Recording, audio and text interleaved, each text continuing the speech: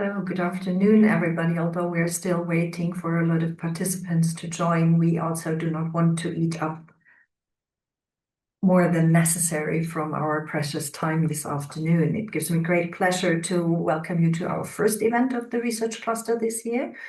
And to have such a splendid event gives us particular pleasure because it's a very special cluster meeting in which we usually discuss our ongoing research and research that is close to final on questions of expertise and knowledge in global or national settings, but also in national settings, everything that is around evidence-informed policymaking and expertise. And today, it actually really gives us great pleasure to have such a kind of pipe meeting on Laura's latest book. So we're meeting today to discuss questions of global knowledge transfer, especially related to gender programs, global gender programs, but also to questions of policy learning and evidence for policy, for global policy that Laura described in her book that has been out with Bristol University Press, The Global Governance of Harmful Practice, Actors, Networks, and Knowledge Transfer in Transnational Gender Programs. And with her book, Laura presents actually a research that is very dense methodologically, picking up different schools of thought and different theories from political sociology over anthropology, demographics, gender studies, but also science and technology studies, because the network, the actor-centered and the network-centered perspective that she applies not only focuses on actors, but also on questions of knowledge transfer and technologies. Dr. Laura Rahm is a Policy Leader Fellow at the EOI School of Transnational Governance currently. Previously, she was a Jean Monnet Fellow at the Robert Schuman Center within our research area that you see at the backdrop of Mira's and my screens, Knowledge Governance Transformations. Laura was also Associate Researcher at the Center for Population and Development in Paris, and Marie Solovska-Curie Global Research Fellow. On top of her academic work, one of the pillars of her professional activities also include giving expertise herself to global governance institutions, and she's an UN expert on gender equality evaluation and measurement. We have designed today's presentation on the book in a way that we also have a discussant to the book, which gives us great pleasure here from Florence, from the UNICEF Innocenti Center Global Office of Strategy and Research. This is Dr. Ramya Subramanian, who is Chief of Gender Rights and Protection and also Acting Deputy Director of Research and Foresight. Ramya has a dense portfolio on research that focuses on gender equality, violence against children and women, harmful practices, but also care systems, reforms, and child rights. Previous to her activities at Innocenti, she was also a research fellow at the University of Sussex Institute for Development Studies, where she combined both executive functions and teaching and research on gender and development studies. And with that, Laura, with great pleasure, over to you to talk us through your book that in the prep talk we already heard is great fun to read, and how you bridge that gap in between a serious topic, both on the domain side and on the expertise side, and fun is something that I'm really curious to hear. Over to you. Thank you for joining us today. Thank you so much, Gabi, for this warm introduction. It's such a pleasure to be here with you. Thank you to not only you, but the whole team, Mira, the Expert Knowledge and Authority in Transformative Times Research Cluster, to you, Ian, and of course to Ramya for agreeing to serve as a discussant today, and to all of you joining. It's such a big pleasure for me.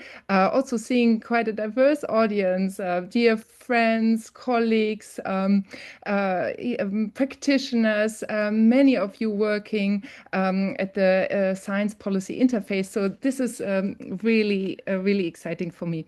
And actually, I'm so glad when Gabi said, let's do this online, I said, no, I would prefer really a hybrid event. And now I'm so pleased because my books are still stuck in customs. So I was ready to give you hand-signed copies, and after Brexit, unfortunately, that's the day and age. They were shipped 4 weeks ago, but they have not arrived yet from Britain. So that said, really delighted to have this online format here, and I will go ahead and share my screen. And for those who feel inspired, I'm happy to jump on another call or meet you also in your respective institution and discuss how these findings are relevant to your work. So without further ado, um, this book, The Global Governance of Harmful Practices, Actor Networks, Knowledge Transfer in Transnational Gender Programs, it's a mouthful to swallow, but I'm glad to hear from Ramya that, she noted how readable it was. And I think what I want to take you through now in the next 45 minutes, whatever your background is, whether you work on gender equality, whether you work on knowledge policy interface, whether you are just concerned with the current state of affairs and like to know more about networks and how you can amplify your voice, I believe that this book has something for every and each one of you. And when we talk about ending harmful practices, what comes to mind, right? So many people will think about legislation or they think about awareness raising campaigns. Others think about education or economic development. And of course, all these matter. But actually, here the challenge is much deeper because, as I discuss in this book, child marriage, female genital mutilation, and gender-biased sex selection, that are the three practices I focus in my book, are actually embedded in social norms, family systems, and cultural expectations. And that makes them, expectations that have existed for centuries, which makes them so difficult to tackle and challenge. So, and of course, these practices now have been recognized as manifestations of persistent gender-based violence with lasting effects on the physical and psychological health, causing severe harm to hundreds of millions of women and girls worldwide. And they are recognized as fundamental human rights violations to be eradicated in line with global commitments with the 2030 Development Agenda and the Sustainable Development Goals.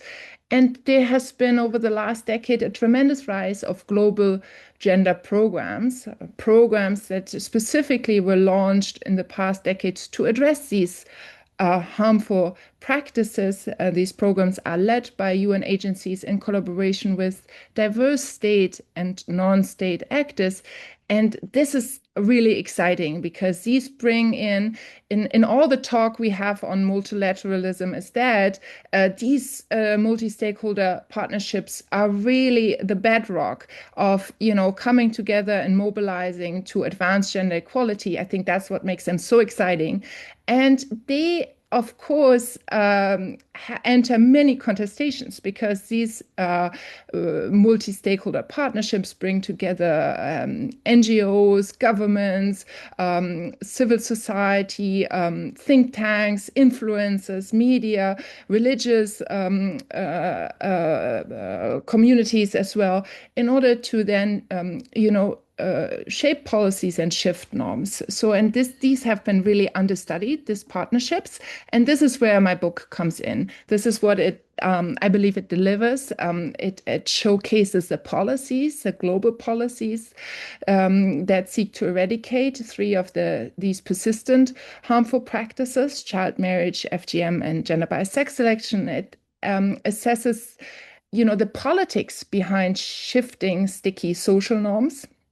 It attempts to assess the effectiveness of select global programs, and we get to that, how tricky that one is. and then also offer somewhat practical guidance for accelerating change. And so this is why I'm very excited that we have also, quite a diverse audience here, and that Ramya Subramanian from UNICEF Unicenti agreed to join the discussion, because it's precisely these discussions that we ought to have. So just a brief background. This book is a result of a 3-year research project that was generously funded by the European Union. The research is called Knowledge Transfer in Global Gender Programs, or Global Knot in short. And I carried this out in collaboration with 3 different universities over 3 countries, studying 3 particular gender programs, and we will get to them in just a bit. But what I want to discuss with you today in the next 40 minutes or so is, first, why does this book matter now? What is the underlying puzzle and that it seeks to address, and the methods to solve it? We'll dive into the 3 specific case studies, and also explore, like Gabi mentioned at the beginning, what an actor network lens has to offer here. And I believe this precise lens is interesting because it helps us understand how things come to life, how in my case, global programs are made to stick. And I think this will be very relevant for the audience, but also we are discussing how these different programs have opted for different modes of knowledge transfer, and what are they doing to measure their successfulness, their success. And I will share 6 specific key factors that define the success of these programs, so that key underlying factors to that are core for one of the key findings. And then I will conclude with some of the future lessons that we can draw for global gender programs. So let me just catch up here with the slides. Why this book is relevant now. And I believe that it's because the global context is rapidly changing. We are all witnessing at least 3 major developments that are quite concerning. First is a political backlash against women's rights in many parts of the world. Second is drastic funding cuts, with key donors shifting priorities away from gender equality. And I'm here thinking not only about the US, but increasingly also different European countries. And third, there's an increasing pressure on the multilateral system itself, with major reforms underway within the UN system and beyond. And I think in this context, global gender programs face a critical challenge. They must showcase that they are effective, relevant, and capable of delivering change. And understanding now how these programs operate, how they adapt, how they sustain influence, to me has never been more urgent. So one of the core questions, or the core question that the book addresses, is quite straightforward. How do global gender programs influence knowledge and policy? And there are several sub-questions I raise. How is knowledge generated, transferred? Who are the key actors and networks? What is the role of so-called knowledge hubs that they have implemented, and to what success? So what helps and hinders that the effective flows from knowledge to policy, what we also call knowledge to policy translation, but even beyond, because it's not just that knowledge ought to transfer to policy, but then ultimately to shift such sticky social norms. So in my thesis, my hypothesis that has guided this research was really that one of the key barriers is the program's difficulty in measuring the impact of their intervention. And we will get to that. And I'm very glad that there are also some evaluation practitioners in the room and who can jump in on this later. So, to solve this puzzle and to understand these global programs better, I combined several methods. So, I used participant observation during many invite-only conferences, international conferences on harmful practices, either by UNFPA, UNICEF, WHO, and different stakeholders. I combined this with policy and program file analysis, with key informant interviews that I interviewed at global, regional, and national and local levels.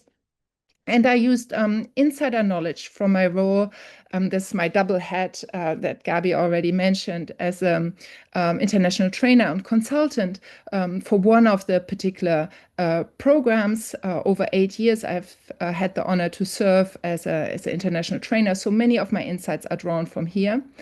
Then I experimented, I would say, also with social network analysis. For the first time, did data scraping of Twitter data at a time when Twitter was in high time still very much used for online advocacy on these issues. Now the tide has also changed somewhat, and now it's also not possible anymore to do this type of exercise with the new restrictions now since it changed to X.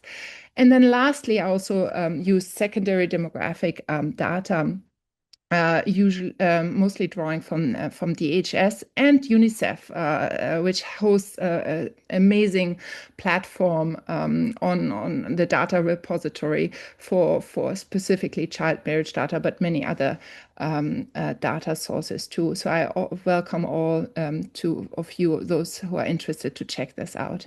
So the book focuses on three particular practices: child marriage, formal or informal union of a child under the age of 18, female genital mutilation, that is the partial or total removal of the external female genitalia, or the injuring of the female genital organs, and gender-biased sex selection that might be less familiar to people here, the selective abortion of female fetuses, or infanticide or fatal neglect after birth due to son preference and undervaluing of girls. And while at a first glance these practices may not have much in common, they do share underlying root causes. And here, special thanks to my colleagues from UNFPA APRO, from the Asia Pacific office.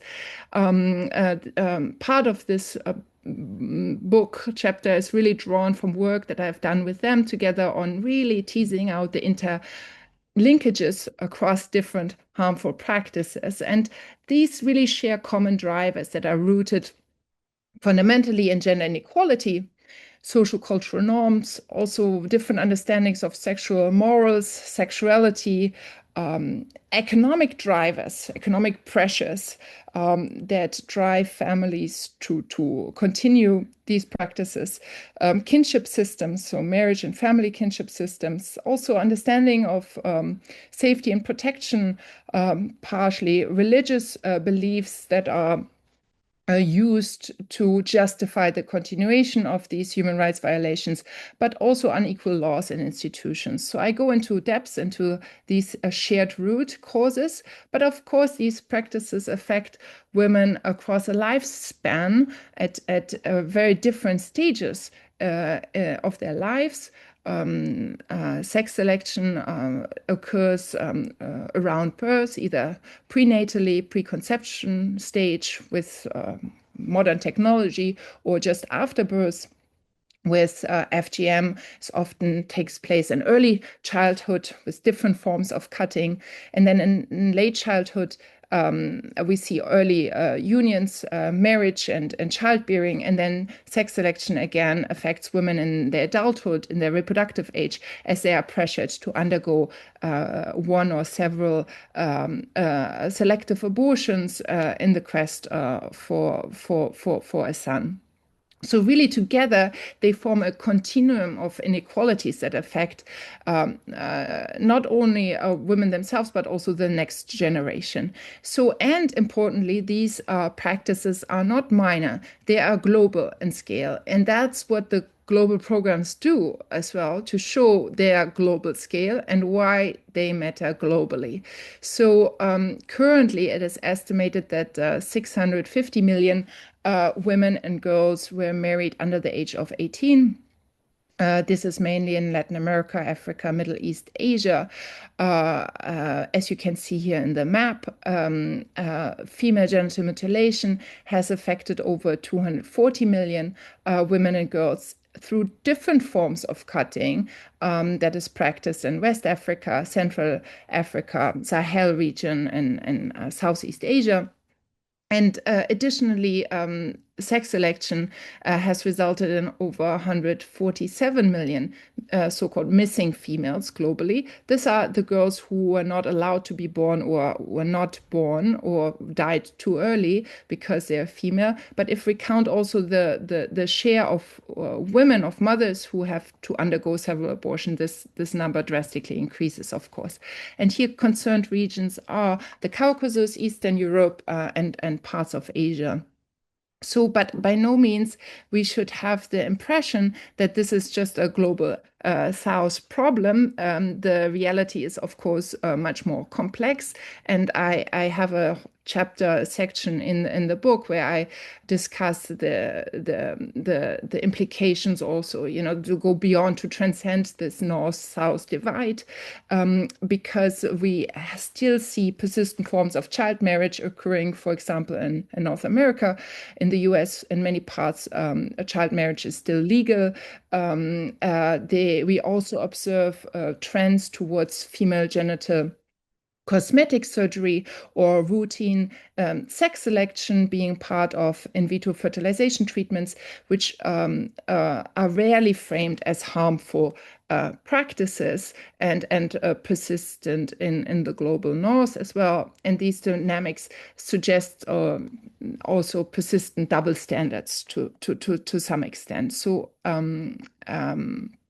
but now coming back to the global programs under investigation here, I focus on three particular global programs: the UNFPA UNICEF Global Program to End Child Marriage, the Joint Program to Eliminate Female Genital Mutilation, and the UNFPA Global Program to Address Gender-Biased Sex Selection. So the first two are still running. They run until 2030. In line with Sustainable Development Goals. The smaller one, the UNFPA program, has seen many iterations and was discontinued in 2024. And that was the program I was affiliated before I onboarded as a policy leader fellow at the School of Transnational Governance. So this while these three programs share similar goals, they precisely to eliminate harmful practices against women and girls, they are strikingly different in terms of funding, size, and reach. And here I compare the three programs, and you can see that, for example, the target countries or the additional countries they seek to influence is much greater in the global program on child marriage and FGM than in the relatively smaller program, which only targeted six programs in Asia and the Caucasus. But funding, now have a look how the bigger programs were successful in over subsequent phases to increase their funding. Some of those fundings, I believe, are now also under debate. But the smallest of the one was started as a pilot, increased a little bit of the funding, but then ceased to exist due to a lack of donor support and lack of buy-in. So it's really a striking for me to compare these, somewhat similar but also different programs and how they gain traction and how they gain buy-in. And I really think that this is where this knowledge perspective comes in, because knowledge is actively generated to bring a spotlight onto these practices. So what I do here in the book, I use the actor network theory as an umbrella theory to study these different programs. And of course, why is this relevant? Because there are so many different actors involved in this large scale networks, right? There are UN agencies, governments, NGOs, researchers, community organizations, donors. So how do they mobilize? And by actors, we mean not only people and institutions, but we also mean how do they mobilize evidence? How do they mobilize funds? How do they mobilize influence? And so this lens, which originates from science and technology studies, has rarely been applied to, or not applied to global policy studies, and that's what I'm doing. And important figure, of course, in this is Bruno Latour. He issued a fantastic read, Assembling the Social, Oxford University Press in 2005, which I draw heavily on. And he says it's not when things, let me pull this away that I read it correctly. Oh, did I stop sharing? No. Okay, I'm just not seeing my own screen right now. I'm sorry. Let me see. Maybe check on the Zoom icon to pull up the second window. And I think it's here. Sorry for this slip. I can see it very small now. Still comes out normal in the shared screen. Move to bottom. Thank you. Let me see. Probably I can pull this bigger. If you can see it, that's great. So then I will just go over to my notes. I can't see the screen right now, but I'm going to go to my... Do you prefer unsharing and sharing again? Okay, well, let me do this. Sorry for this. It's okay. No problem at all. Okay, can you see this now again? Yes. Oh, perfect. Thank you so much. Wonderful. So what he says is, and now I read from my notes, it's not when things are true they hold, but rather when things hold, they start becoming true.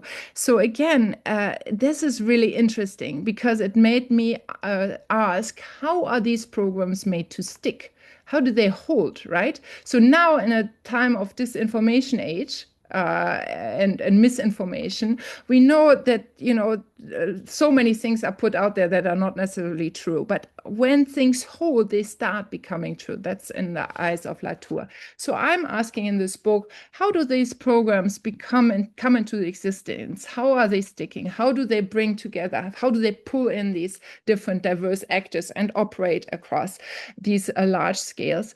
And so I follow the Latourian steps here, and he proposes in his book 3 steps: localizing the global, redistributing the local, and connecting sites.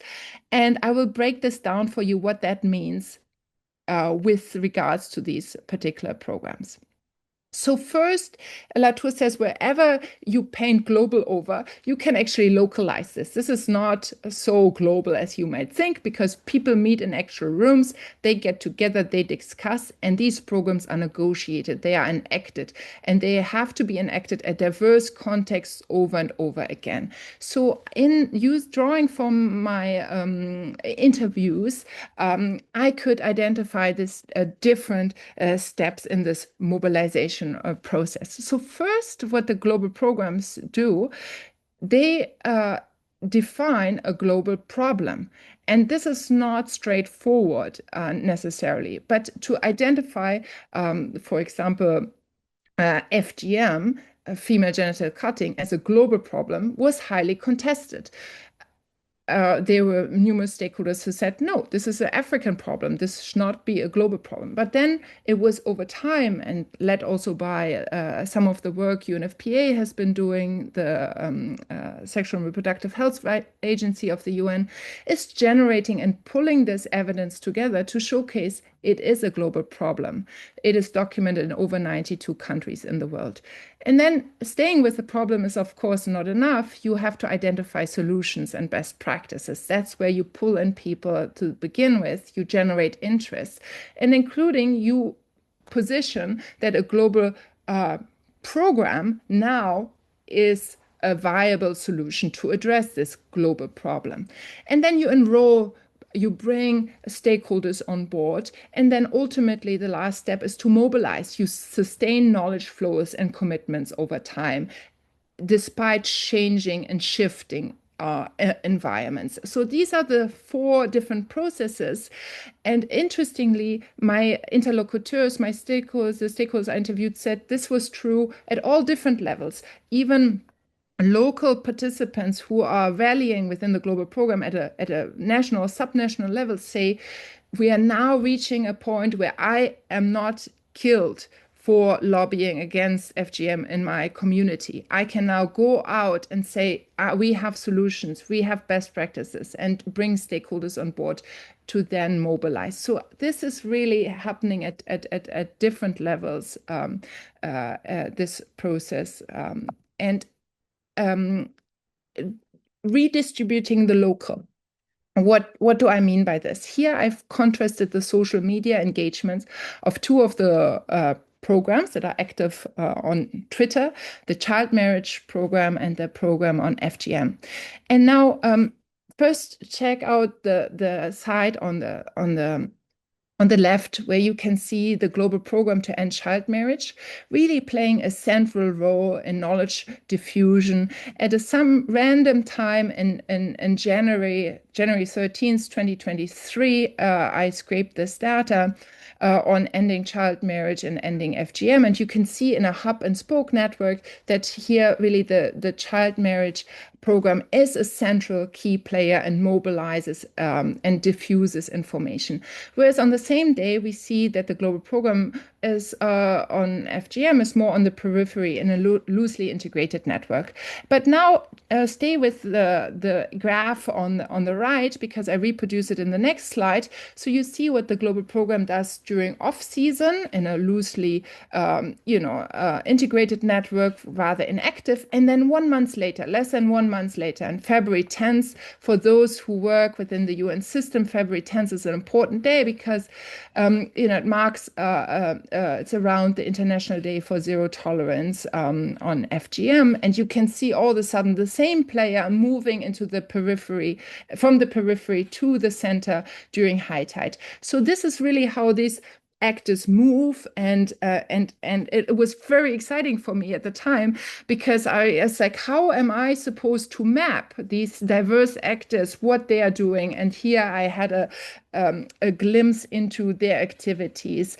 Unfortunately, this excitement didn't last long, because I was able to reproduce that in March 8th, again for International Women's Day. Again, so we are joined here now also for International Women's Day. So the book launch is specifically timed for this, of course, and we see a lot of mobilization, of course, around March 8th worldwide, including on Twitter. So I could fast forward, did the same exercise a month later, and interesting findings pop up.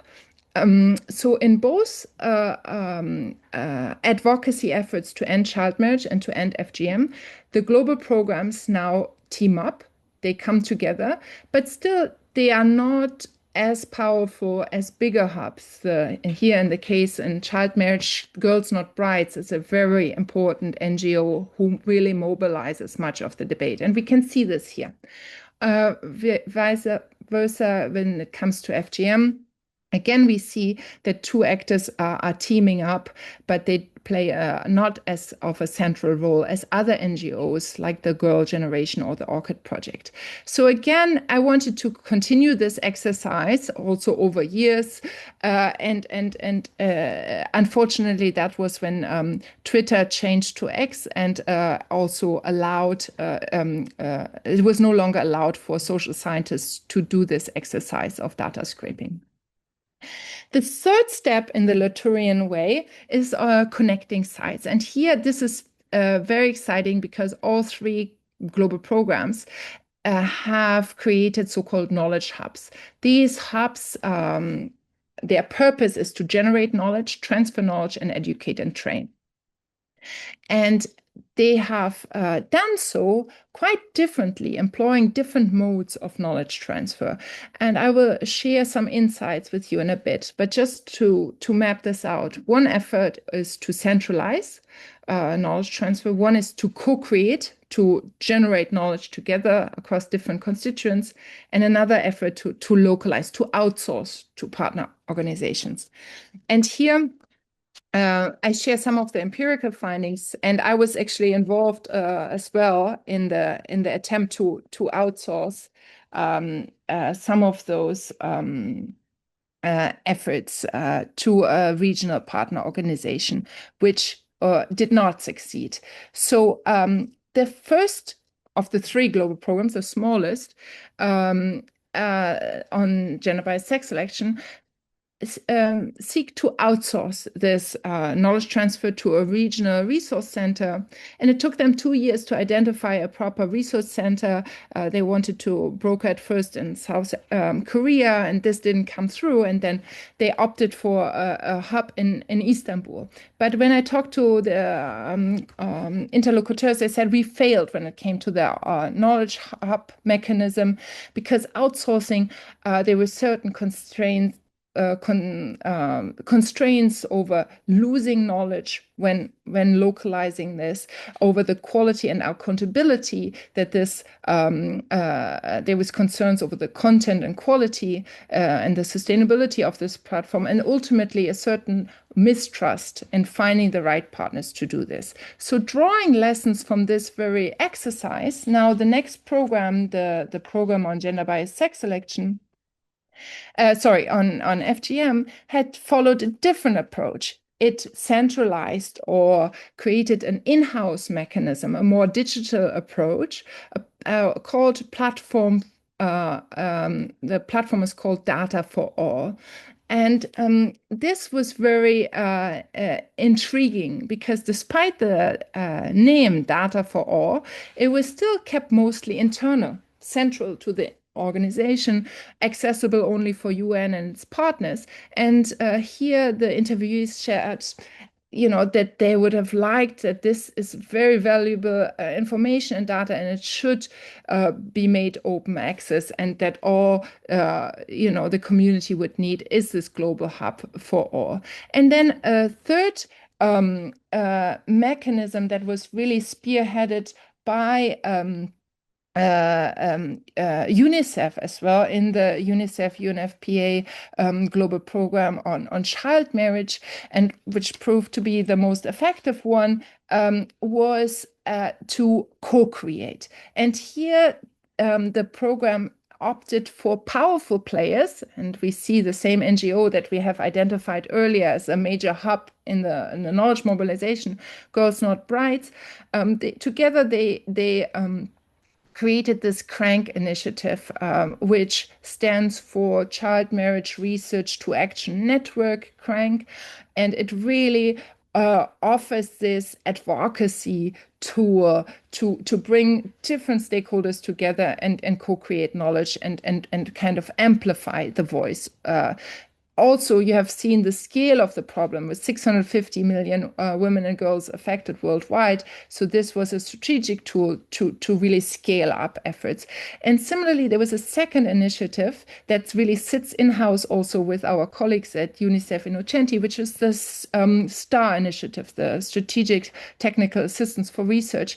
And here they said, first we need better quality production and dissemination of knowledge. So we, through this STAR initiative, we provide technical assistance to strengthen our research outputs. And here, this is and foster more knowledge uptake. So of course, there's not a perfect model by no means, and there are important trade-offs. So whereas centralizing comes with high accountability, decision-making power, but lower stakeholder engagement, the opposite is true when you outsource, when you localize, you have a higher engagement, but less control over what gets diffused. And this co-created model was more leveraging synergies and complementary capacity. But I also raise the question to what extent there is actual co-creation with local communities on the ground. So there's still lessons to be drawn here. But I know I'm already taking a lot of your time. So coming to an important aspect, especially nowadays, measuring success. So do these programs deliver? Do they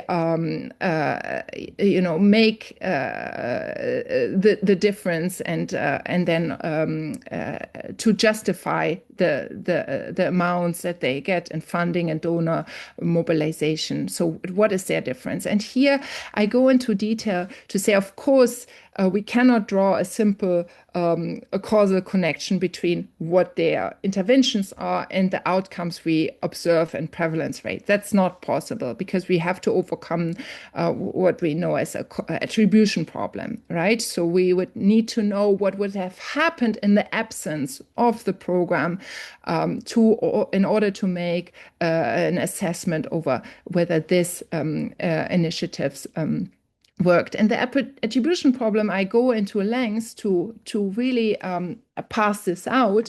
But first of all, key informants shared that, and confirming the hypothesis that I had at the beginning, that our Achilles heel is our inability to measure the impact of our interventions. So this is like, we know what we're doing. We have this enhanced accountability, M&E frameworks. We have our strategic plans. We see the outcomes. We see positive signs of declining prevalence rates, not fast enough. And yes, there are backlashes also with the COVID pandemic, but we see positive trends. But can we draw causal connections between the two? That's where the attribution problem comes in.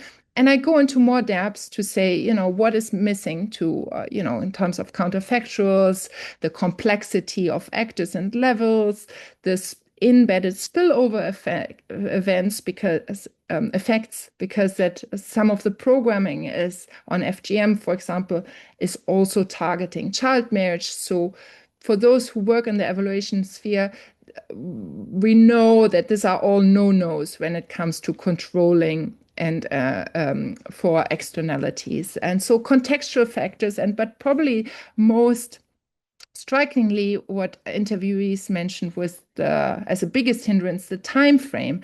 Often these are very short program cycles of 3-4 years, and whereas data generation and also social norm change takes place in much longer timeframes. But I think the unique thing of this book is I made an effort to overcome this attribution problem. And so I went to the child marriage program and I looked, what did they actually promise to do within the first 5 years? And the ambitions were tremendous. They wanted to reduce child marriage prevalence by 10% within the first 5 years of the operation. So now this is between 2015 baseline and 2020. So I asked, did the program countries meet the 10% reduction targets?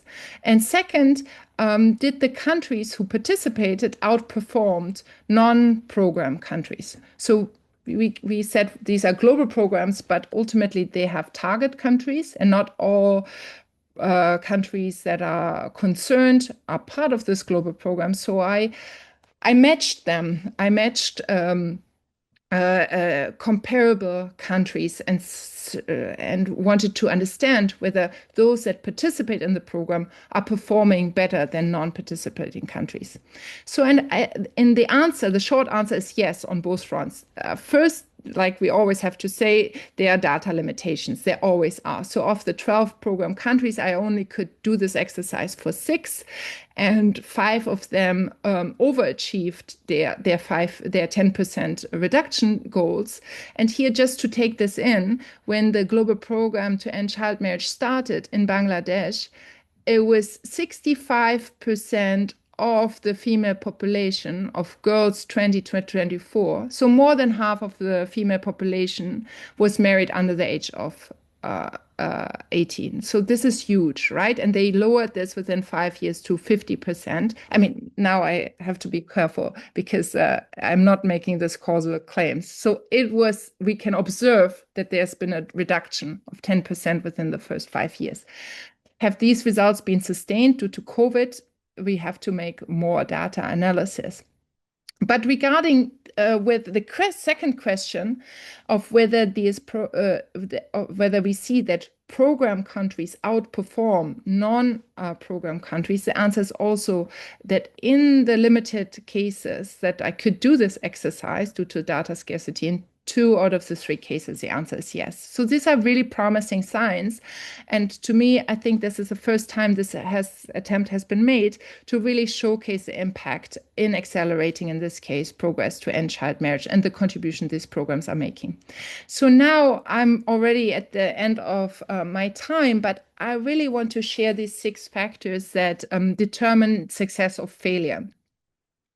And the important lesson, and this is, I think, important to any of you who want to mobilize people and ideas and networks and funding. I think these are critical elements that you can use in your programming, in your work, whether you work on gender equality or not. This is irrespective of this. And these factors are reinforcing, they're mutually reinforcing in an upward and downward spiral. And I will explain what I mean by that. First is, can we mobilize different stakeholders around shared goals? So this overarching shared values. Do we bring the right actors and organizations, individuals on board to generate legitimacy? Do we have steering effects? Like, is the management there to steer in the right direction, to give orientation and sustain momentum? Is there enough interaction? And here, remember what we saw: interaction is never stable all the time over time, but it fluctuates, right? In key moments of the campaign. So is this interaction also fostering trust, innovation, shared learning? And then, are the benefits clear? Can we articulate what are the outcomes to generate this credibility and help secure ongoing funding? That will then ultimately determine the sustainability of these efforts. So, which is the last factor. And of course, now, what does this mean for the future of global gender programs? And here we can have 2 takes. We can have a pessimist or an optimist look. I prefer to tend more towards the optimist side, but yeah, we will see. So it's the pessimist reading we could see that the gradual erosion, that the backlash on multilateralism, on many of the gender equality commitments, signals a gradual erosion of, and possible an end of, global programs, that we will see more regional or national efforts, because we have seen that networks survive only when they maintain connections and continuously enroll actors.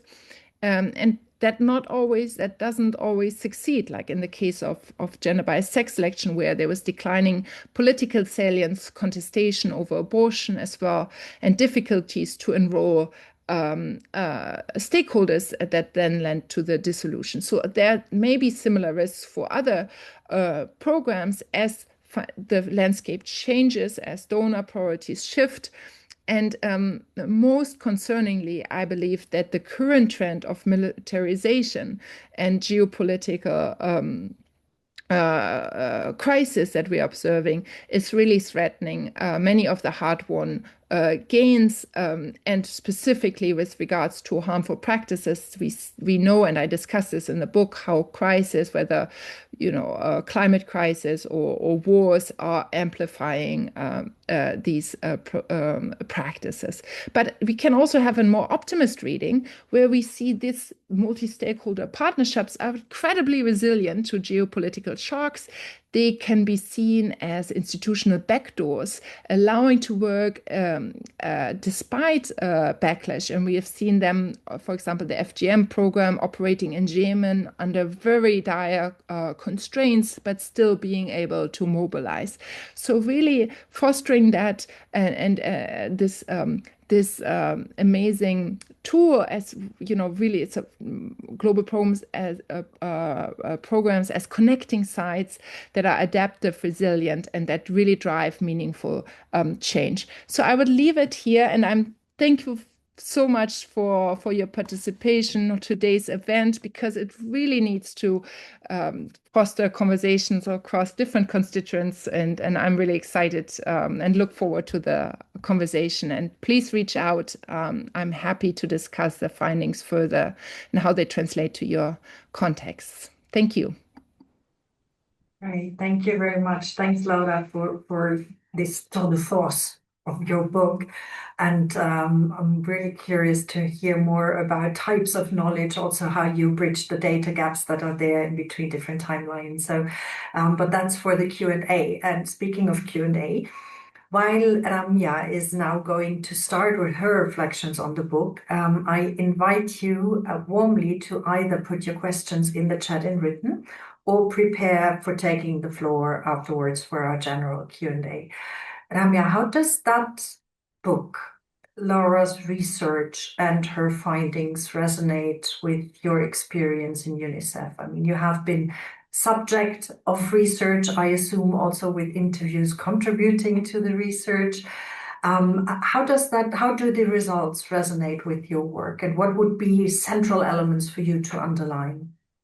Over to you.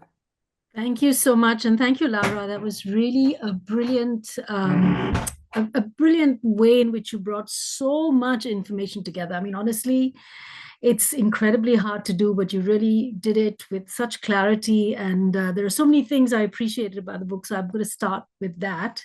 And just to say that particularly the way you bring, it's very rare, frankly, to have an academic perspective on this work. We do it.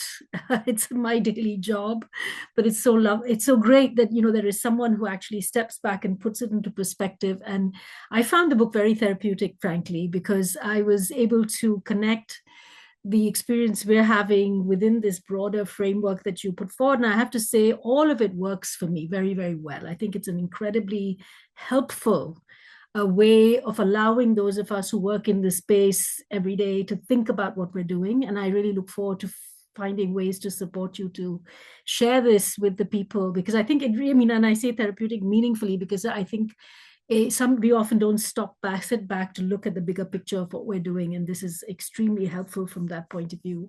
I also like the way you talked about knowledge in terms of accountability, in terms of a system, in terms of governance. I mean, I think sometimes we don't do that. We're so focused on our publications and our outputs. Very often, you get caught up in all of that. And it was really, again, very beautifully done, the way you've sort of located this within a system.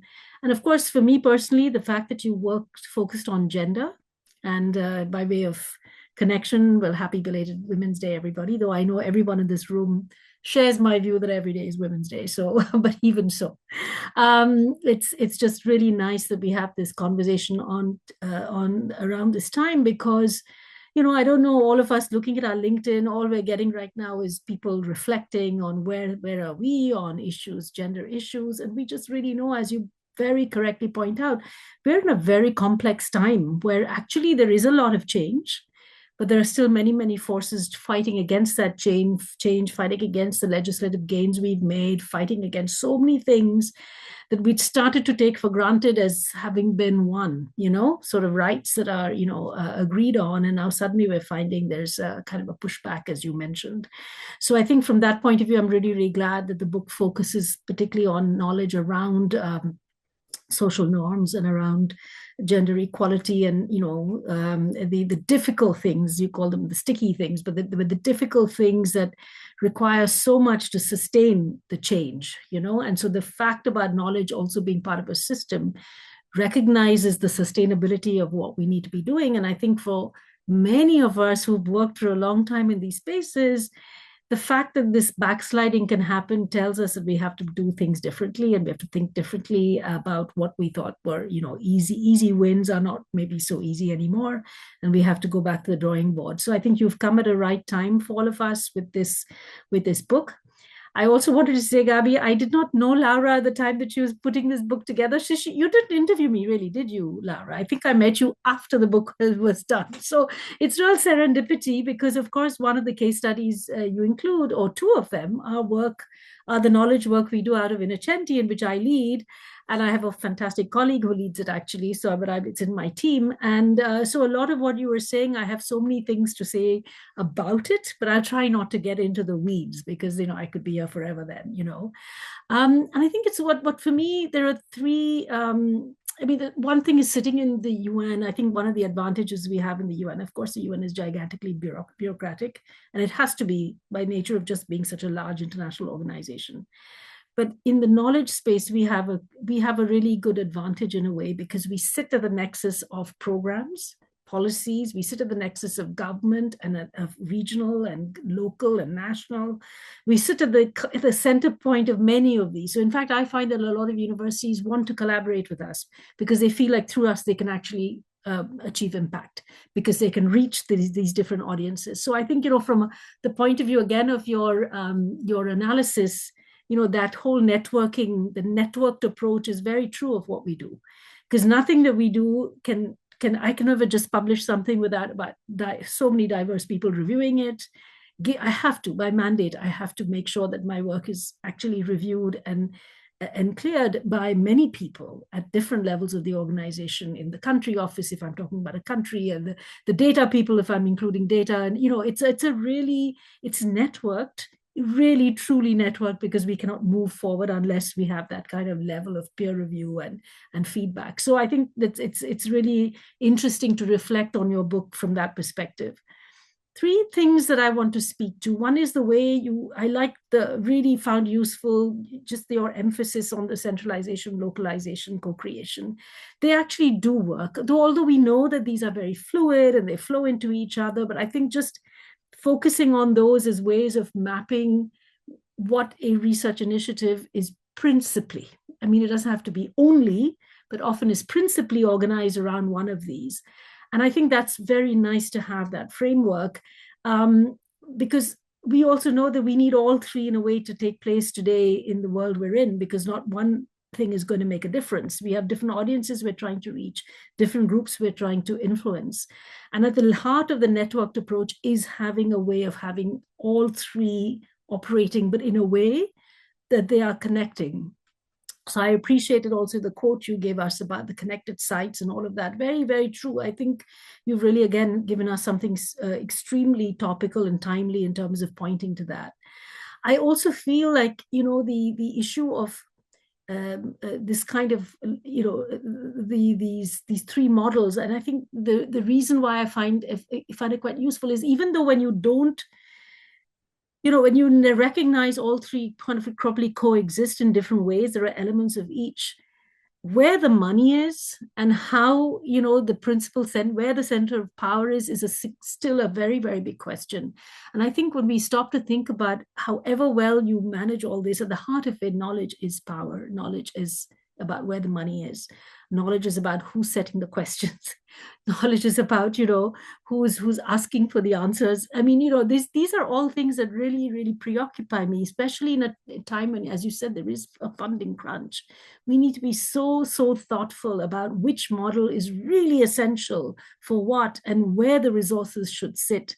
But in a way that the word that we didn't hear you talk about much, though it's a very big part of your book, accountability, is really, really central to this. And I think the fact that you focused on these gender kind of research questions, to me, is at the heart of it, because we know that for women, the way in which knowledge embodies women, the way in which knowledge characterizes women, stereotypes them, and all of that creates those sticky knobs. Evidence can totally reinforce and to challenge and to break that, you really need a very different kind of approach to research. So it really got me thinking, because knowledge is power, but it's also for women's groups and for feminist research, it's also solidarity. And I think this idea of accountability, who are we accountable for? Who is the research for? What is the end result we want to get with the research? We have to be much more transparent about it. And I think the work that these global networks have done in these three areas, and I am very interested in the failure one as well, by the way. I think we didn't talk enough about that, but I'm curious, because I saw a little bit of it in India when I was there. And of course, because I gotta get the right term, sex selection, what is the word for it? Sex something selection, gender-biased sex selection. Gender-biased sex, thank you. Gender-biased sex selection. It was also so tailored to a few countries and it wasn't really global, but it was still, it's interesting to me that model didn't work quite the same way. But I just think that at the heart of all the questions you're asking is that question around power and accountability and feminist methods and so on. And I think we need to maybe unpack that a little bit more as well, Laura, because that's not also a given in these successful global models. I don't think we're really grappling with how much have they been able to really encompass, and I say they, I include me, because I'm sitting here. It's a question, how to what extent are we really able to break those knowledge hierarchies? Because when I sit in a room and I'm talking to policymakers, there is this thing that, they need the randomized control trial, they need this, they need the gold standard, they need that. And actually, the feminist model is just totally decentering all of that and questioning these issues of power and accountability and solidarity and so on. So I love your three, but I'd love to see us work much more with it to see what it really means in practice in terms of these questions of politics and power and so on, because that's really at the heart of it. And so that's one question. But then there's another more kind of hard-headed question where I see these three models and their coexistence is around, the need for us to also be effective as I talk and as we try and look at the best kind of evidence that's going to really spotlight women and girls and their rights, ultimately. We also have to get through that through so many levels of government and so many levels of, the people who have the power to make that happen and to influence them. And they need something different. If you go to them and say, here's a feminist methodology, they're going to be like, goodbye. But if you go to them with the same intention, but you deploy different kinds of evidence to take them there, then I think there's a lot of work that we have to do, which is more in that effectiveness, efficiency compartment. And that's a lot of what we do. So while we are very clear that the prize is that kind of very decentered change, the route to it is often not that. The route to it, unfortunately, has to be to take people along with you and to show them and then to also use evidence that speaks to where they're at. So I think this idea of networks is also about the different things that people in the network need. And how do we reconcile all of that? I think it's a really big question, is how do networks kind of reconcile that? So much of what we do, for example, is we try and do evidence synthesis. We try to bring evidence together in a way that that translates. You had knowledge translation as one of yours. That's a big part of what we do. But we also recognize that in that process, so much of academic practice in itself is problematic, because there is all of this research. There's tons of research going on, but they're not talking to each other. The methodologies are not the same. So when you try and synthesize, you can't, because one used one approach, the other used another approach, and one used a third definition. So I think we also have, like if you take a networked approach, within one element of the network, you need to do a lot of work to bring them on side and to make sure that that element of the network is also working in a way that isn't creating blocks for other parts of the network. So, taking on board your kind of networked idea, I'm starting to see that these are the sort of challenges that we also face. The network actors need very different kinds of evidence. They need different kinds of, you have to take them along. They're not already there. They may be somewhere very far away. You have to bring them along. At the same time, you have to honor and respect what women and girls need today and putting their rights into visibility. So sometimes your network is also creating pieces of work that is very much at conflict with each other in terms of, and somewhere the network, you have to be very aware of that and know that that's happening so that you can actually work around it. So these are anyway some of the thoughts that you've kind of um, unleashed in me, if you like. But I really think what your book has done is really forcing us to ask some very important questions, and I think that's really, really important.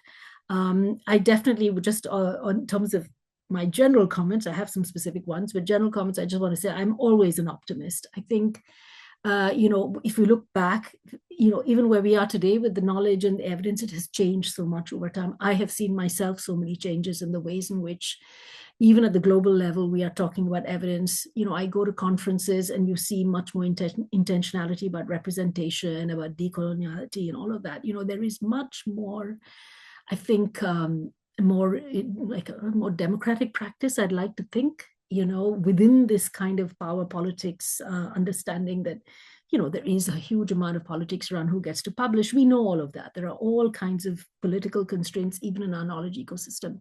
But I still see that these dialogues are happening. There are questions, there are changes, and people are actively having these debates on social media, for example, which I think is super important. So I think that is really, really a really good thing. So I am a pessimist, and also, I am an optimist. And then, because I do think we have it in the power to change. I think we have a lot more power than we think we have, and I think we have to, that's where the solidarity comes in. And finally, I love your six factors for success, and I would kind of really, really think about how we apply it.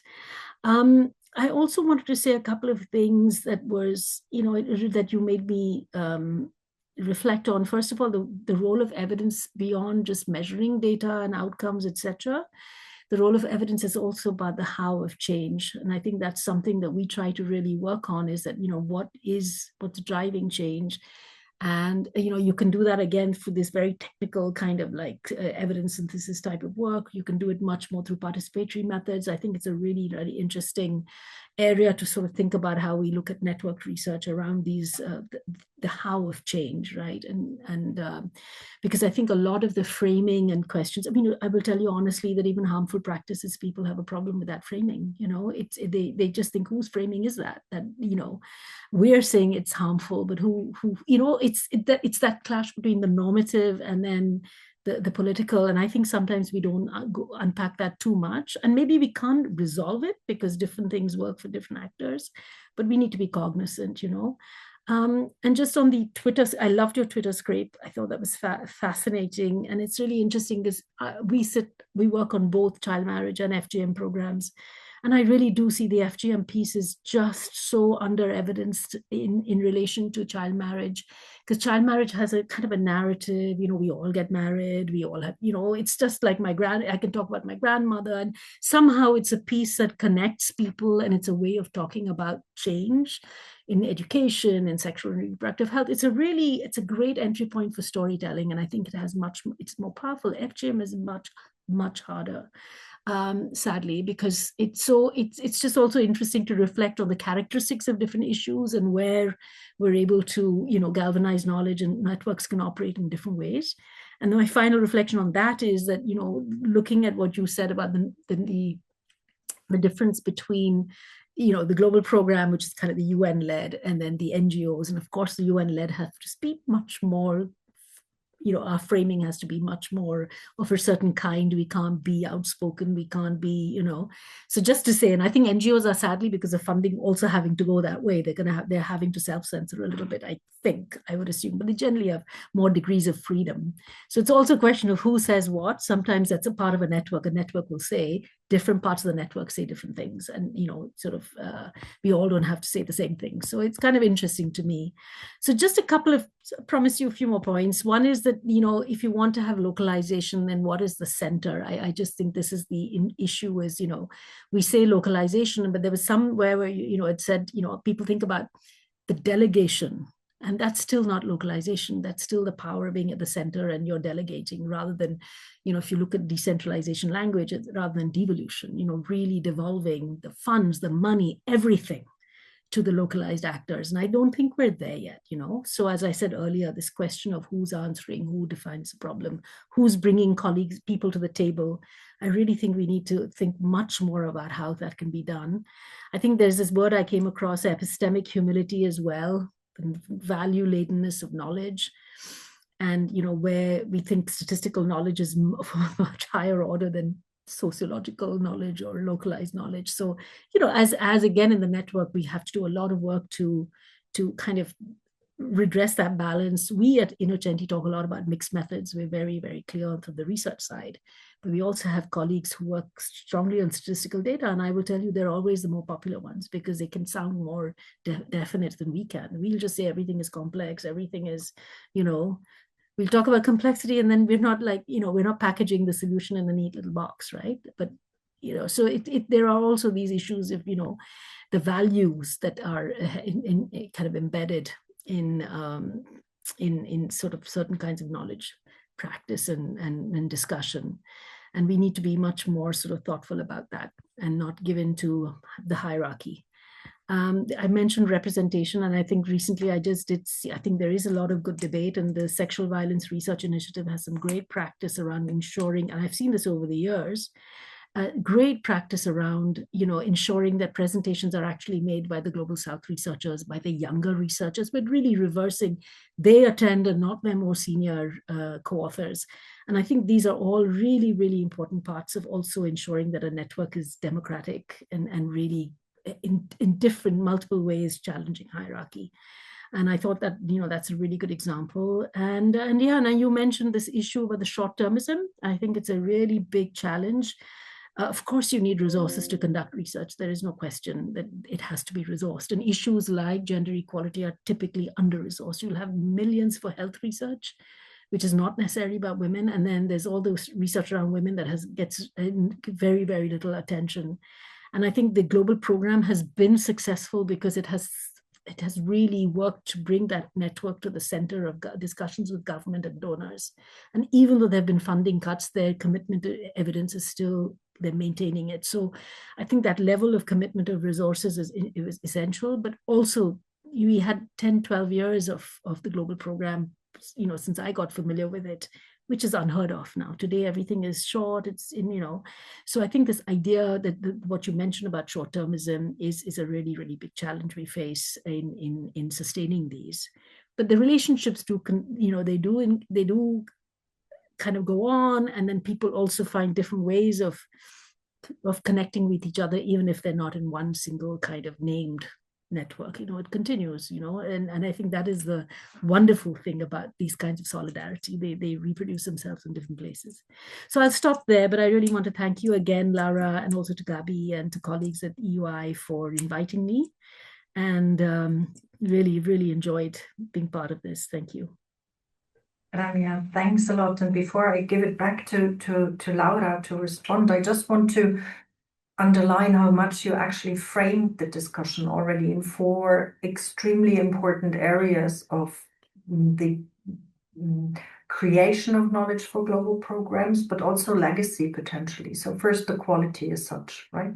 Normative aspects, the framing. If we think of knowledge creation, also legal aspects are touched upon, which is illegal practices where knowledge generation is very difficult, has a behavioral aspect, also emotional elements. So how do you really generate knowledge that is meaningful for targeting policies in an area that is extremely difficult to define the quality of knowledge? On the strategy, obviously, gender imbalances in decision-making might focus on different knowledge hierarchies. You said that randomized control trials, people coming from medicine, from health research, obviously asking for different types of knowledge in an area where potentially also anecdotal evidence, experience rather than expertise is important for policy framing. The question of the relevance and the public good function of knowledge in gender programs beyond the original programs, which links to the legacy. So what is the memory function of these gender programs in terms of creating wider community of practice who outlive the programs, in order to have the memory that accompanies the next program cycle and keep the domain and the policy issue alive for in times of trend shifts and slowdowns in mobilization logics. Laura, what exactly would you say on these questions of power and legacies of knowledge creation in the field, and to Ramya's wider comments? Thank you so much. That's so much food for thought, and I really I hope this is only the beginning of a longer conversation that we'll have in different iterations of it. I think I start backwards with your last point on the public good. I think that's a fundamental issue, that these global programs, when they came into being, all succeeded at some point because they convinced enough constituents that there is a global public good here to be protected. And again, I want to put this into context because the two of the three that I studied were born in 2015. When the SDGs were launched, it was a momentum. There was a window of opportunity. There were many stakeholders excited, including the European Union, who had funded all three programs and said, okay, we're going to look at sex selection specifically because at that time, new evidence was coming out from different sources, from parliamentarians, there was Doris Stupp at the time in the parliament saying, we have sex selection in Europe, and the alarm bells went off, right? And then the European Commission launched this Global Public Goods and Challenges program, which was pulling massive resources to safeguard global public goods and address global public challenges, including now they had a window with the SDG 5.3, so the Sustainable Development Goal 5.3, to then say it perfectly aligns, our policy perfectly aligns with international policies. And this is our program, and we give seed money and there's a lessons drawing across the different, and we're promoting global public goods. And they didn't do that only on gender. No, there was several human rights issues. They had global public goods programs on migration, on climate, on many different biodiversity. So gender was just a subsection and a larger. Now, 10 years forward, I mean, it couldn't be more different, the scenario, right? Do we talk at the EU level about safeguarding global public goods? No, like we are entering in a narrative of Europe first because of America first narratives, right? So the scenario, the outlook for safeguarding this global public goods, and that touches directly to what the important point that Ramya was making on accountability and solidarity. We are shifting away as governments are increasingly militarizing, are increasingly focusing on national priorities, are increasingly also concerned with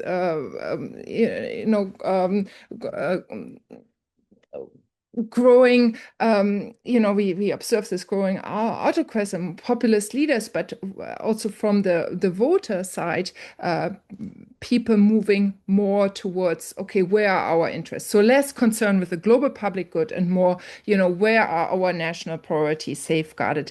And in that context, it then becomes very challenging, to mobilize these different stakeholders for this. But I think that's where the conversation has to go back. And my current project is on accountability, and my next projects, I hope, want to dive much more into how we can reimagine shared accountability for, safeguarding some of the promises that were made, and where we see now that we are not only not reaching the commitments, but we are backsliding on so many of them.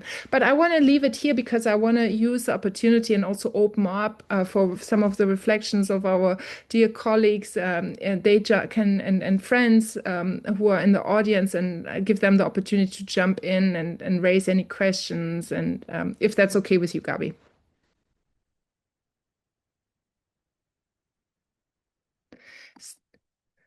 So please come forward, anyone who would like to raise a question or like to um, uh, offer a comment.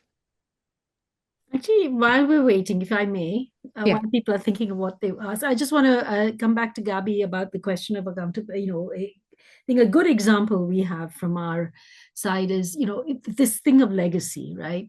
I mean, and for me, the biggest question is we've had this again a centralized model in as per Laura's framework, centralized model out of our office kind of feeding. And yes, it includes some localization, it includes some co-creation, et cetera, but it's ultimately a centralized model. And the idea is, and these programs were set up for the SDG period, and the SDG period is coming to an end very soon, and we don't know globally whether any of these institutions of multilateralism are going to even exist. I'm being honest. Who knows? I don't even have a line to that, so we don't know what the future is. So, if there's anything going to come after the SDGs, will there ever be money to continue this work? So the legacy piece is critical for even us with these global programs to kind of embed. So we've started in last year, and we could hopefully wrapping up this year with we're calling a research agenda setting process, but the question, using a process to reach out to across the world, using the Girls Not Brides network, which you talked about extensively, using Crank, and actually saying to people, what are your research priorities now? What is really left? What matters? And what matters? And for me, the idea is not just to have this exercise and then put out a report saying this is what matters to people, but through that process, activating those more local research organizations to kind of have that process, and to say that at the end of it, what we will leave is an activated kind of network that will be in a position to advocate for itself and to argue for what is needed, et cetera, at the country level as well, and to activate researchers from those countries as well and look at what their needs are, so you're supporting them. So just to say that, legacy, I think, is an important question, because otherwise you can just say, oh, yeah, I had a lovely centralized model, and sorry, SDGs ended and the money went and that was it. No, you have to think ahead and plan for the future. So I'm hoping that this is something that we'll do well with that initiative. So, if I can jump in here, I think this is again a beautiful illustration of co-creation, right? Because you as UNICEF, TNT reach out to your, key strategic partners, Girls Not Bright, but they have this huge network themselves. So it's really to come and brainstorm together. And this is amazing. That you're still doing this, and especially knowing the constraints that funding is shrinking, and there's really almost like tectonical shifts happening within the UN system, where you can also think it like this: co-creation or localization will, in that shrinking funding space, might need to become the default, right? Because the spaces are shrinking. So we can also, I'm exploring this with colleagues here, how we can include some of those early signals into strategic foresight exercise. Gabi is working a lot on this as well, to bring in that lens in order to future-proof, if you want, or make these programs more resilient to changes ahead. But yeah, I see Mira has her hand up. Yes, thank you. I won't take too much of your time echoing the really positive responses. So take it as implicit that this was a really lovely presentation. I'll hop straight into the question. You were talking about your approach to sort of bridging that attribution gap, which was interesting in terms of trying to figure out what impact could be mapped.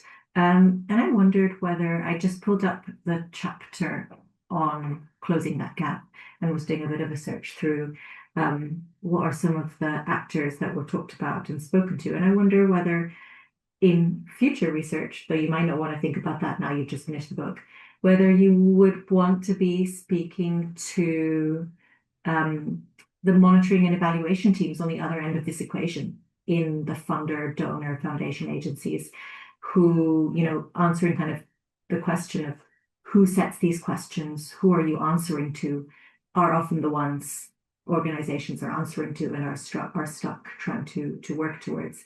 And you've got on one end of the spectrum the harshest space of funder and donor worlds that are exactly as have been described, sort of asking for evidence that may not make sense for the interventions, may not be possible.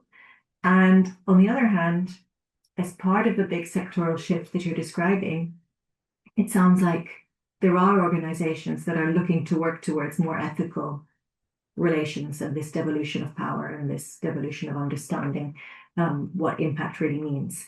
And conversations with donor and funder and foundation organizations that are trying to work towards that type of relationship could be quite interesting in terms of how they're figuring out how do they go about measuring attribution in a way that meets the global standards that are to a certain extent imposed by the even bigger funders and that meet the ethical standards that they want to be holding with organizations. And yeah, I just wondered whether that could be an interesting exercise to take to them, the attribution work you did. And no, absolutely. And I think I have to go much more around to different constituents and break this down. This is part also of the knowledge translation, knowledge brokering. I was very excited to, you know, have some of them, of the donors who funded this research. So where I pitched this from the beginning, so it was based on the European grant. So I think there's certain impact, you know, appetite as well. Absolutely so. And I think your question also makes me think of the important work that the knowledge governance transformation you are doing, Gabi is doing on specifically highlighting the importance of gender data, because you mentioned, you know, you have to have evidence, you have to talk to different constituents in order to generate funding. But this is where the first time always the funding is cut first, right? No, sex disaggregated, gender disaggregated data, or further disaggregated.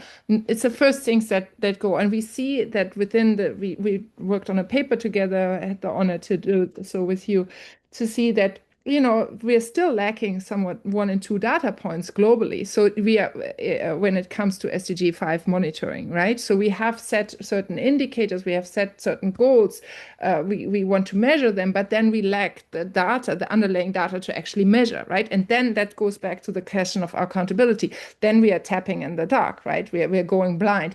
So then knocking on those doors and saying, actually, we know funding is scarce, but we need funding for this is vital. Let's see how, you know, convincing it will be. But I think the beauty is that this, if we can showcase that this work is working, you know, and the efforts that it does and pulling and, you know, and streamlining them, that the right knowledge is being generated. Because for example, the child marriage program, some interviews told me we are flooding in all that evidence. You know, it's like really difficult to navigate when you're so much has happening at so different levels. So there's an oversaturation of knowledge as well, and doing the sense-making exercise.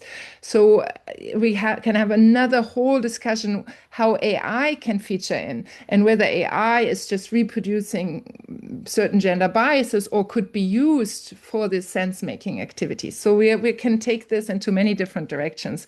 But at the end of the day, I think, you know, what that conversation that comes back to what Gabi was saying, what Ramya Subramanian was saying, who are our core constituents we are accountable? Is it really the donors? I don't think so. I think it's the very much the mandate that UNICEF has is to deliver on the rights, the fundamental rights of women and girls, right? So who talks to them, and are these women and girls having a seat on the table to determine, you know, where funds are going? This is another question. Thanks a lot. I actually, before we conclude, wanted to exactly come back to that.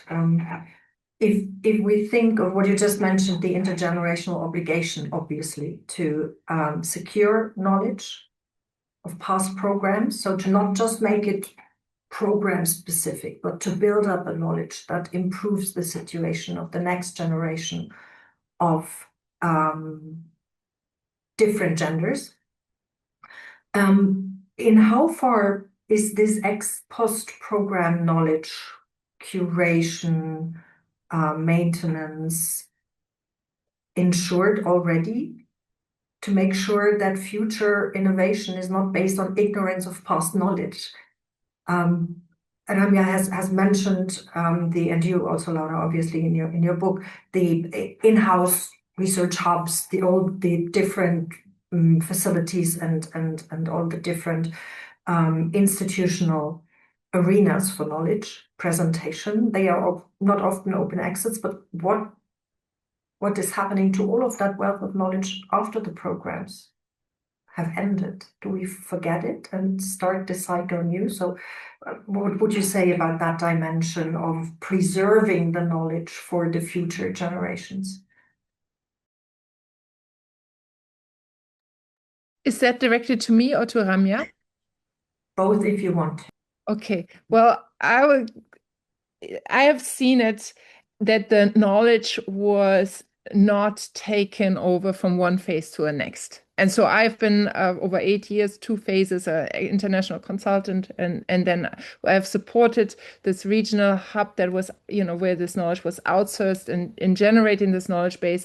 And then they were not happy with the performance, and it did not even make it to the second phase. And then it was me brokering, and I was like, okay, now I am reflecting on my own positionality in this. I'm researching knowledge transfer, and I'm telling the new people that they should go and collect the knowledge from what the old people have done. It's like this scenario. So you're kind of mingling with your own, you're leaving. So I shouldn't have shared that much detail, but yeah, of course, at the end of the day, we are committed, right? We are committed. It's that the message gets out there and that things change and that, there should not be duplications of efforts. But that is so often happening the case. And especially, we know this from our own very institution, but especially within the UN system, there's so much attrition, so staff change, which is purposefully, to avoid corruption, to avoid, to promote also diversity, which is beautiful, but in terms of sustaining knowledge flows, it is quite challenging. But again, this was the smallest of the 3 programs, and others I know have set up much more sophisticated knowledge management systems to avoid such scenarios. Yeah, I mean, I think it's a great question, Gabby, because I do agree with you. I don't think it's thought of enough. I don't think when there are research projects is enough put towards that. I mean, you have to budget what you want to see happen. You can't just say, oh, I'll do all of this, and then, if you're not budgeting for it in your time or your resources, it's not going to happen. I'm hoping that with AI, frankly, there's much better use of and more accelerated use of AI tools to help with that kind of knowledge management tailored to the people who need that knowledge. There's also that, right? There's tons. I mean, recently I just did a blog saying 30 like 30 years of research at Innocenti about migration. What does it say? I mean, it takes time to do that, but you have to keep going back and pulling out and reminding people and aggregating and synthesizing and, and making it accessible. And I don't think we do enough of that at all. And in fact, I actually said to a colleague recently that maybe the lack of funding will force us to really look at what we've already done and really do much more with it than to just keep generating new work, which is, I mean, we see so much research duplicated. People are not talking to each other. They're competing with each other for resources. We see the negative practices very clearly. We're not all like, unfortunately, it's not a saintly business. And I think just time for all of that to move. And the only way we move is actually creating those those network systems in good faith and continuing to partner. And there is a lot of good faith also. It's not like it's not all terrible, but we have to really, and that has to be incentivized. So I would say to donors also have to have much better practices. They need to be saying, well, we'll fund you if you also do, where's your money for sustainability? Where's, forcing people to actually make sure they're doing that. I think the donors also sometimes encourage bad practice by just, incentivizing you to bid for something over something else. And I think there's a whole system needs a bit of cleaning up around this issue of legacy and but we don't use, I don't think, enough the research that we do. I think languages, making it available in different languages, I think AI will really help, because before we could never afford to the translation costs were so expensive that we could never afford to put it in. Now we're just, I think, going to have much better, like the companies that do translation are going to use AI and it's going to come down in costs, etc. That is my wish and assumption. But but I think translation, having different versions, people, that people have different ways of learning, visual, non-visual, just spending time to do all of that. Hopefully now we will get more of a focus on that. So yeah, so I think it's a great question, and I hope we can focus on that. Yeah. Great, thank you very much. So to take also, and I loved what you said about the lack of funding as a chance to really review these practices, to take this pause of generational mobilization of donor money, to really look into the system. And maybe we're up for a SDG style mainstreaming effort for knowledge curation, the SDG knowledge hubs, knowledge platforms, forms which could be taken as examples for domain specific knowledge securing, maybe by means of systematic reviews of all of the knowledge that came out of the program, which is quite cost efficient if you employ AI indeed, and would secure two things: visibility of the problem over time and domains, the community of practice idea that all of those engaged in gender programs are not just generating knowledge for a policy problem, but for positive change. And this is the aspect that is, I guess, more vital potentially in gender aspects than other policies. But that's a personal normative assessment. And really setting up open access knowledge, because knowledge is good if you have it. It's even better if you have it openly accessible for everybody, right? And in that sense, Laura is openly accessible for any type of talks you want to have with her on her book, on her research. I assume, as is Ramya, in any form of knowledge exchange and research exchange on gender policies. It was really a great pleasure to host this meeting on a really great book, first of all, and pertinent question, because in these times of retreat from human rights and from public good functions of policies and global governance, it's good to reassure us that there are communities around that really deeply care about both knowledge and policy reforms in global governance. I'm happy really that everyone joined us and that the two of you discussed Laura's new book. Stay tuned. We will have new events coming up in April and May and June. We've actually booked already for the entire academic year, which makes us really happy. And from my side, I wish you a very good afternoon and evening, and congratulate Laura, you again for your book, and Ramya, you for your research and system-wide integration of knowledge based on something that is really important and which we could talk about, which you could actually give a presentation about: systematic reviews, the role of systematic reviews in evidence curation. Something that is underestimated in science, but I think something that we should have on the screen and discuss. Maybe if you're interested in sharing your practice. You see, I'm already doing the acquisition for new talks. This would be something that we would love to host too. Thanks to everybody. My pleasure. Thank you. Yeah, great. Thanks to everybody, and have a really good evening.